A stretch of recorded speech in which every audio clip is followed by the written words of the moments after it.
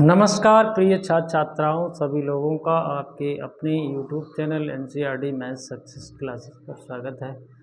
तो देखिए बच्चों, हम लोग संबंध एवं फलन चैप्टर नंबर 1 की एक्सरसाइज 1.1 के क्वेश्चन नंबर 11 पर आज के क्लास में आ चुके हैं।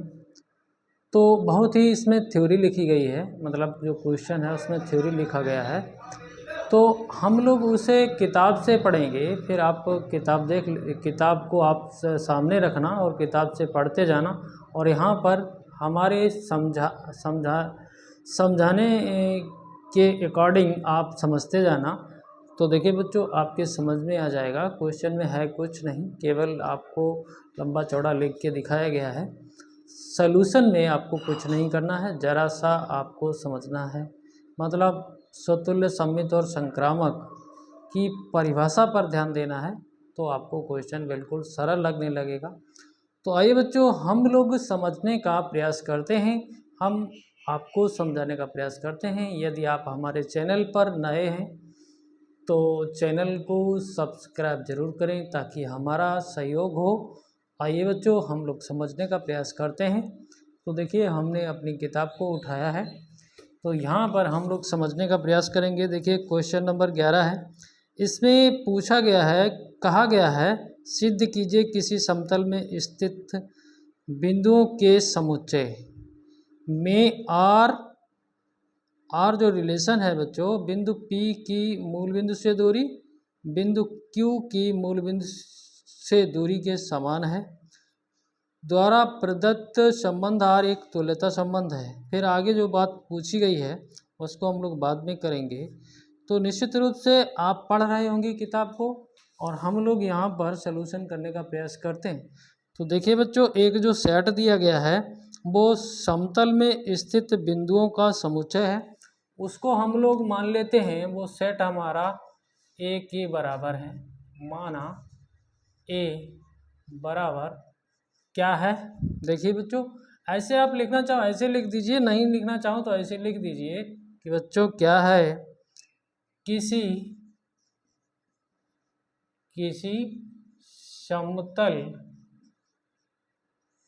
समतल में स्थित बिंदुओं का के समुच्चय में आर जो बच्चों रिलेशन हम लोगों को दिया गया है वो इस प्रकार से दिया गया है, P, Q। कैसे दिया गया है, बिंदु P की मूल बिंदु से दूरी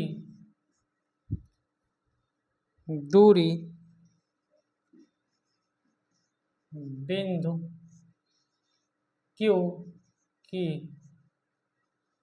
Q की मूल बिंदु से दूरी के समान है। बच्चों क्या, दूरी के समान है, ये रिलेशन दिया गया है बच्चों। थोड़ा सा आपको समझना है, सलूशन में है कुछ नहीं, आप करना चाहें तो स्वयं कर सकते हैं और नहीं करना चाहें तो वीडियो को देखकर कर सकते हैं। तो निश्चित रूप से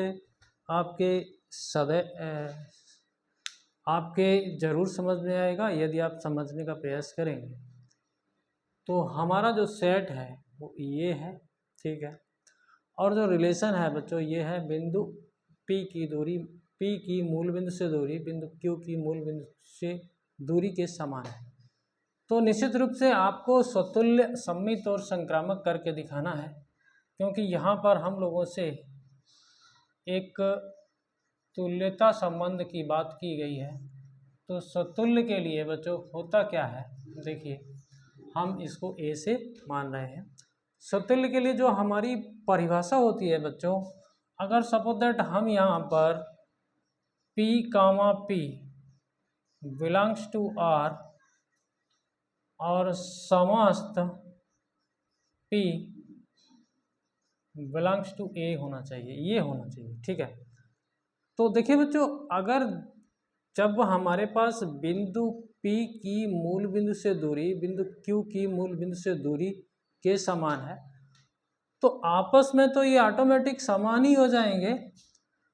तो बच्चों ये अगर बात करें P comma P belongs to R, तो बिल्कुल ये सत्य हो जाएगा, सत्य हो जाएगा, क्योंकि भैया P की मूल बिंदु से दूरी और फिर दोबारा कहें P की मूल बिंदु से दूरी, तो ऑटोमेटिक वो तो समान ही है। जब P और Q की समान है तो P की मूल बिंदु से दूरी P की मूल बिंदु से दूरी ऑटोमेटिक वो तो समान ही रहेगी। तो हम लोग कह सकते हैं सदैव सत्य रहेगा, सदैव सत्य है, ठीक है। तो इस प्रकार से जो रिलेशन है हमारा बच्चों, वो स्वतुल्य है। क्या है? स्वतुल्य है, ठीक है बच्चों। एक हम लोगों ने दिखा दिया है कि भैया ये स्वतुल्य रिलेशन है। अगर हम बच्चों बी सममित की बात करें, तो सममित में देखिए बच्चों, आपको समझना है, मान लीजिए माना कि P comma Q belongs to R से हमें क्या प्राप्त हो जाए बच्चों? इसका उल्टा प्राप्त हो जाए। क्या प्राप्त हो जाए? Q comma R belongs to R प्राप्त हो जाए। और बच्चों समस्त P comma Q belongs to A के लिए, ठीक है, ये Q है बच्चों। तो देखिए बच्चों, अगर हम इसकी बात करें तो यहाँ पर लिखा गया है बिंदु P की मूल बिंदु से दूरी बिंदु Q की मूल बिंदु से दूरी के समान है। तो अगर हम लोग लिखना चाहें तो लिख सकते हैं बच्चों, देखिए बिंदु P की मूल बिंदु से दूरी यहाँ पर Q है, तो लिख सकते हैं बिंदु Q की मूल बिंदु से दूरी कैसी है? समान है, ठीक है, समान है। लिखने का आइडिया देखिए, लिखने का आइडिया, बिंदु P की मूल बिंदु से दूरी कमा बिंदु Q की मूल बिंदु से दूरी समान है, इसके अकॉर्डिंग। तो निश्चित रूप से जब ये आपस में समान है, तो यहाँ पर हम लोग अगर निकालना चाहें तो भैया यहाँ पर लिख सकते हैं बिंदु Q की मूल बिंदु से दूरी, लिख सकते हैं बिंदु P की मूल बिंदु से दूरी बिल्कुल समान हो जाएंगी, इसके बराबर इसीलिए लगा दिया। तो हम लोग निश्चित रूप से कह सकते हैं Q comma R belongs to R। इस आधार पर ये रिलेशन R जो है ये सममित है, ठीक है, क्या है? सममित है, ठीक है। तो बस आपको समझना है, कुछ नहीं है इसमें। आप इसको देखिए, जब ये इसके बराबर है तो निश्चित रूप से इसके बराबर ही है, तो थोड़ा उल्टा करके लिख दिया गया है, तो कोई समस्या नहीं है, ठीक है। तो ये इतनी बात समझ में आई होगी आपके, तो निश्चित रूप से आप समझ रहे होंगे। तो अब अगर हम लोग संक्रामक की बात करें बच्चों, तो बिल्कुल ये हो जाएगा।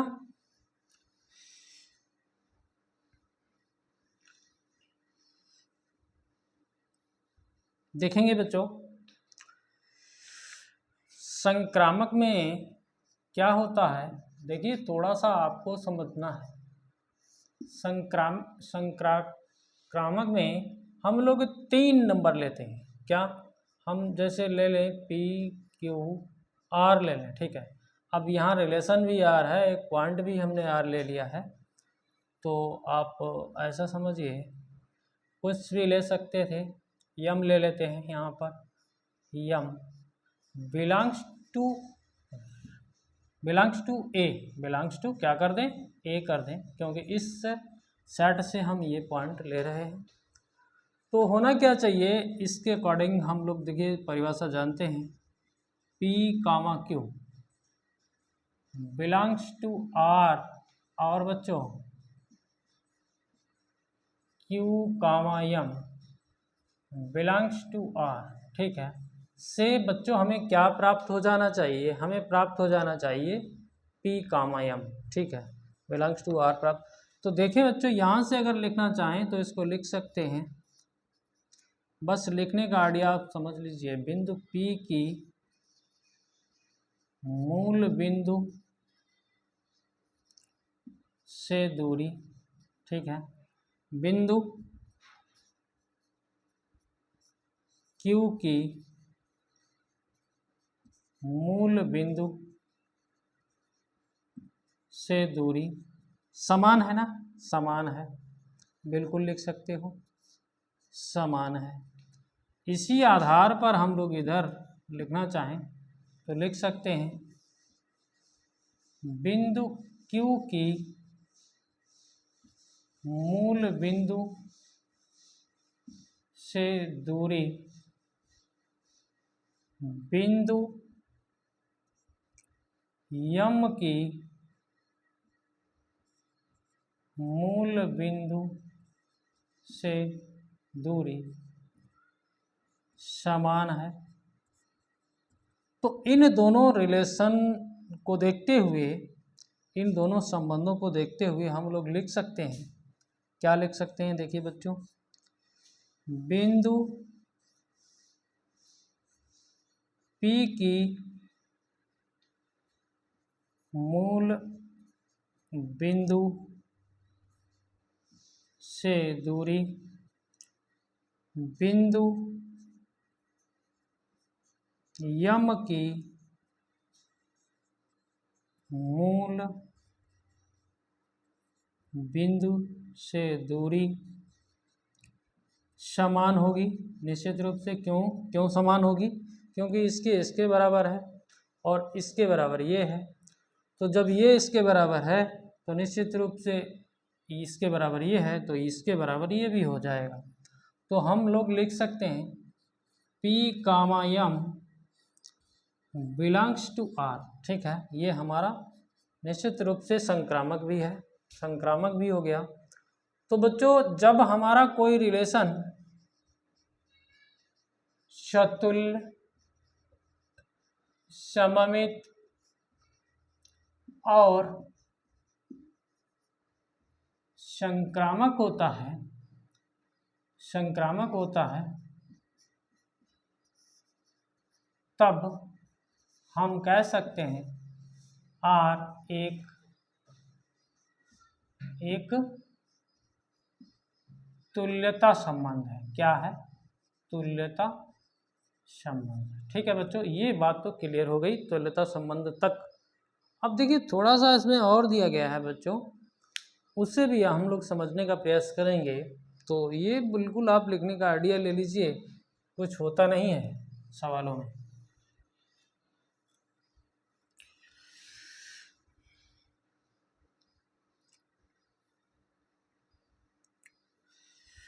तो निश्चित रूप से आपने समझ लिया होगा। आगे देखिए बच्चों, थोड़ी सी बात करी गई है यहाँ पर, पुनः सिद्ध कीजिए कि P is not equal to 0 0 से संबंधित सभी बिंदुओं का समुच्चय P से होकर जाने वाले एक ऐसे वृत्त को निरूपित करता है जिसका केंद्र मूल बिंदु पर है।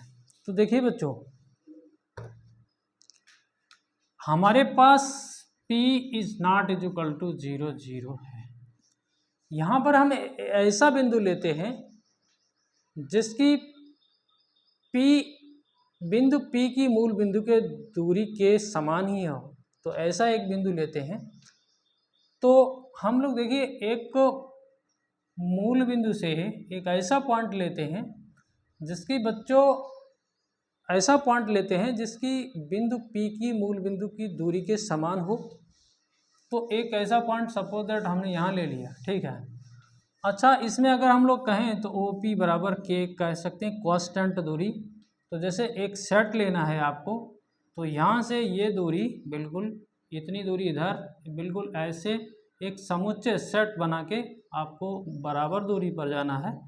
तो देखिए अगर हम लोग एकदम बराबर बराबर चलते जाएं तो ये एक वृत्त को ही निरूपित करेगा जिसका मूल बिंदु ये है। ठीक है बच्चों, देखिए ना, आप देखिए ये बिल्कुल बराबर बराबर, कुछ नहीं, थोड़ा सा आपको लिख देना है और आपका क्वेश्चन हो जाएगा। तो इसको लिख देना है। अगर आपको नहीं समझ में आए तो हमें कमेंट करें, हम फिर दोबारा से समझाने का प्रयास करेंगे। तो निश्चित रूप से ये सवाल आपके समझ में आया होगा और इसका अगला सवाल हम लोग करने का प्रयास करते हैं। तो देखिए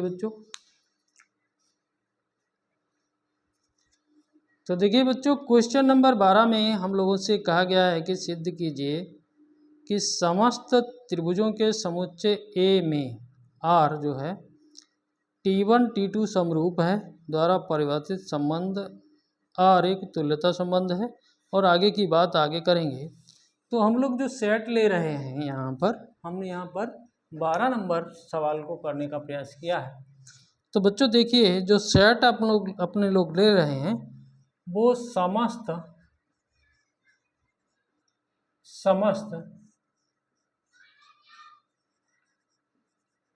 त्रिभुजों का समुच्चय है, त्रिभुजों का समुच्चय है। ठीक है, इतना तो आपके समझ में आ ही गया होगा। और इसमें जो रिलेशन हम लोगों को मिला है T1, T2 सच दैट क्या है, T1 T2 के समरूप है, के समरूप है। ठीक है बच्चों, बस इतना सा रिलेशन है। इसको हम लोगों को तुल्यता संबंध करके दिखाना है, कुछ नहीं, बिल्कुल सेम है, कुछ करना ही नहीं है। तो बच्चों देखिए, सतुल्य के लिए आपको पता है ना, सतुल्य में अगर हम लोग देखिए T1, T1 belongs to R कर दें तो हो जाएगा ना, समस्त T1 बिलोंग्स टू A के लिए हो जाएगा, क्योंकि कोई भी त्रिभुज स्वयं के तो समरूप होता ही है। तो हम लोग कह सकते हैं T1, T1 belongs to R है, ये सदैव सत्य होगा, सदैव सत्य होगा। या फिर ऐसे लिख दें, कोई भी त्रिभुज स्वयं के समरूप, कोई भी त्रिभुज स्वयं के समरूप तो होता ही है। ठीक है, इसलिए R हमारा स्वतुल्य है, R क्या है, स्वतुल्य है। अब इसी प्रकार से आपको सममित, ये सममित भी है, इसको भी लिख सकते हो आप। जैसे आप लिखें, माना T1, T2 belongs to R से हमें क्या मिले, T2, T1 belongs to R। बच्चों समस्त T1, T2 belongs to A के लिए समझ में आई होगी बात। अगर हम लोग यहाँ पर इसी रिलेशन को उठा के लिख दें कि T1, T2 के समरूप है, जब T1 T2 के समरूप है तो T2 के समरूप T1 भी हो जाएगा। ठीक है, इसमें लिख सकते हैं T2 T1 के समरूप है। तो फिर भैया ये लिखने में क्या दिक्कत, T2, T1 belongs to R हो जाएगा ना, हो जाएगा, बिल्कुल लिखना ही तो है। तो हम लोगों ने ये बता दिया कि R सममित भी है, ठीक है। अगला बिल्कुल ऐसे ही हमें 3 नंबर लेने हैं, 3 त्रिभुज ले लेने हैं, T1, T2, T3 कर लेते हैं।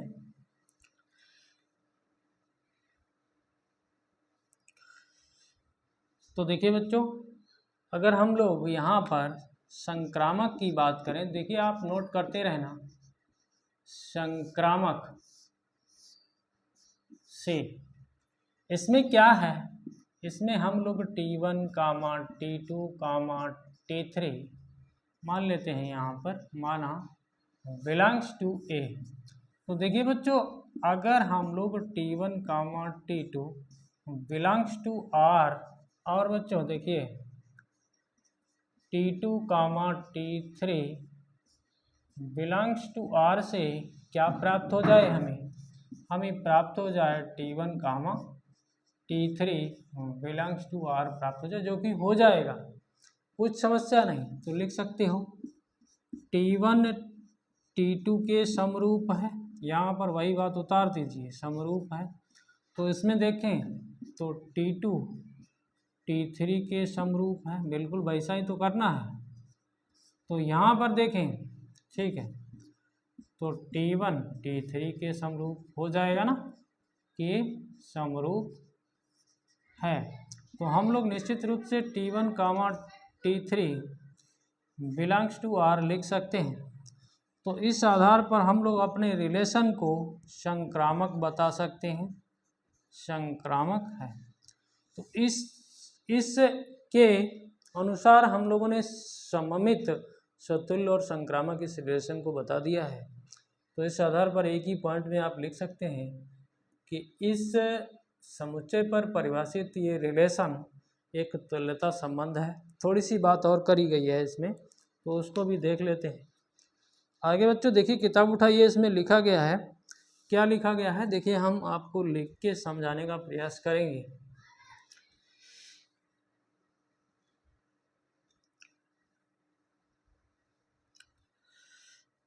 देखिए बच्चों, इसमें लिखा गया है कि एक T1 त्रिभुज है, भुजाएं इसकी 3, 4, 5 हैं, ठीक है बच्चों।